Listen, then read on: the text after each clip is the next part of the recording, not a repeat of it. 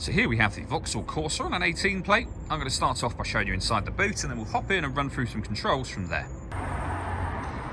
So as you can see, we have plenty of boot space. The rear seat will also fold down as one complete unit as well to increase this space even further should you wish to do that.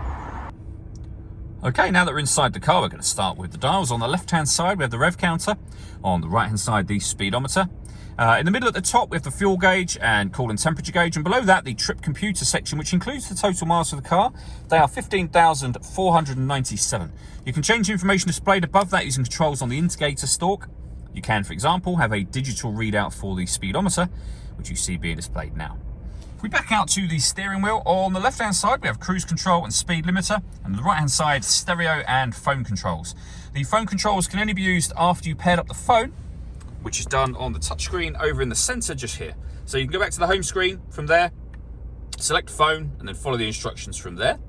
You'll see when it comes to audio in this car, we've got AM, FM, and DAB radio, USB input, and Bluetooth audio as well. So plenty of ways to listen to your music in this car, and you can project certain Vauxhall-friendly apps up onto this screen via your smartphone connected via USB.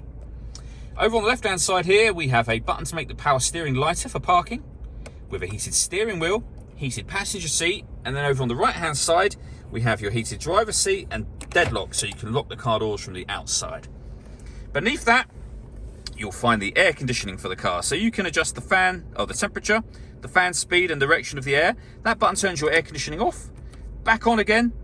You can recirculate the air that's in the car. That's a great way of heating it up or cooling it down quickly depending on the temperature you've set. And then below that section we have a 12-volt charging socket and USB input. And then finally a 5-speed manual gearbox. All that leaves me to say is thank you for taking the time to watch this video. If you'd like to come and see the car in person and have a test drive, please feel free to call any of our MJA sites. We'd love to hear from you soon.